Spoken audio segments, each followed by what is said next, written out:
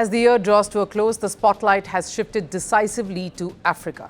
From fresh travel restrictions imposed by US President Donald Trump impacting African nations the most, to uncomfortable questions being raised about the stature of Africa's biggest footballing icon, Mohamed Salah. This continent is once again at the center of global debate. And amid all of this noise, all this chaos, the Africa Cup of Nations is set to kick off next week. A tournament that is far bigger than football. This is Africa's moment for Salah, for the continent, for a footballing culture that refuses to be ignored. Because AFCON isn't just another tournament on the calendar, it's a blockbuster waiting to explode. African sport has always been a paradox, a continent overflowing with talent, yet constantly battling forces that try to hold it back. In athletics, Africa produces world beaters almost every generation. In basketball, the rise has been rapid and undeniable. But football, that's where Africa has always shown its truest, most vibrant colors. Raw talent, fearless flair, unmatched athleticism, and a vibe that's unique.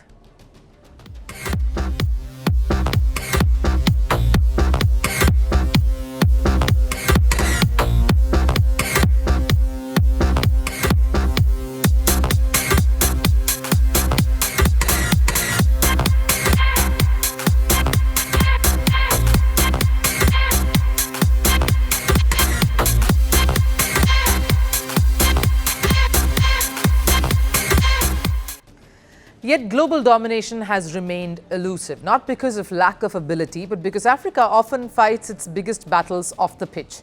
Financial mismanagement and embezzlement remain chronic issues. Match-fixing scandals have scarred leagues and federations. Election bribery and hosting controversies plague administrations. We've seen player bonus disputes derail World Cup qualifiers, Nigeria being a prime example here.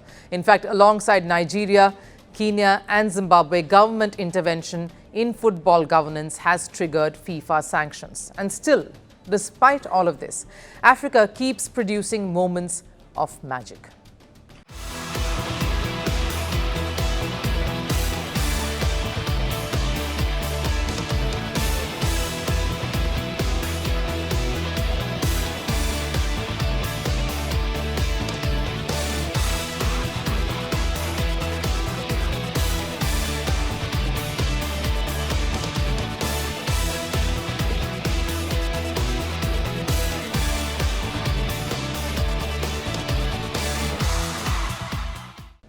One nation that has now become the beacon of African football is Morocco. They won the Under-20 World Cup earlier this year. They recently lifted the Arab Cup, and now they are set to host the Africa Cup of Nations. And this time, the event is more than just about matches and trophies.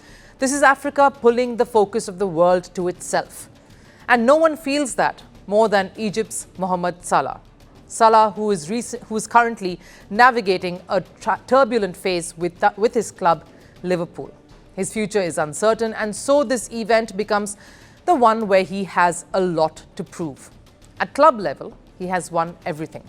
League titles, European glory, individual awards. But there's one glaring absence, the Africa Cup of Nations.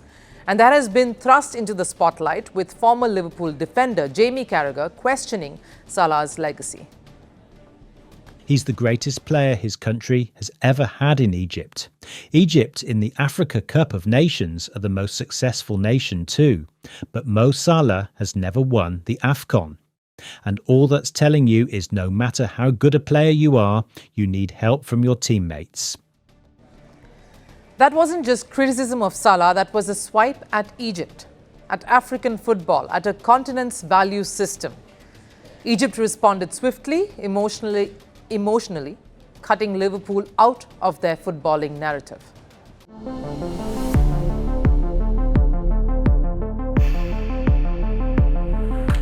If the percentage of people watching Liverpool matches in the village was 90%, it's now 3%.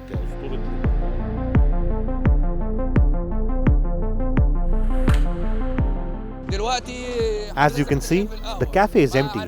The public knows that Salah isn't playing today, so no one came to the cafe to watch Liverpool.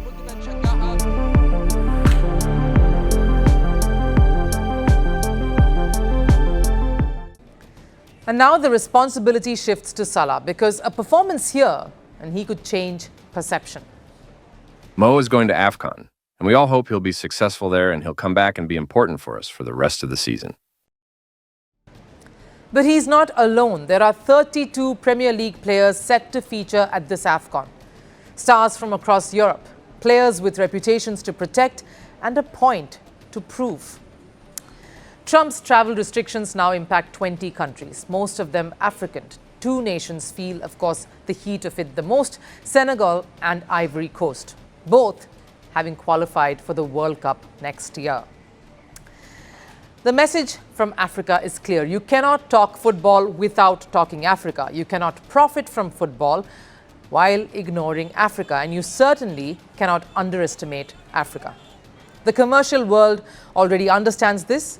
A global sportswear giant is set to relaunch Nigeria's iconic 1996 home jersey, a kit synonymous with Olympic gold and footballing rebellion. If commerce recognizes Africa's value, the footballing world must too. The Africa Cup of Nations is not just a tournament, it's a statement. To critics, to administrators and global power centers, Africa doesn't ask for sympathy here. Africa is demanding respect. And as AFCON kicks off, one thing is certain, the continent is done waiting for permission to shine. It is redemption time for Salah and Africa. I was born into privilege, but I sold myself as the voice of the poor. I led a revolution in the mountains and marched into Havana as a hero. I promised freedom, equality, dignity. What I built was a one-party state. I survived invasions, embargoes, and enemies, but my people survived shortages in silence. Some called me El Comandante. History calls me something else. A dictator.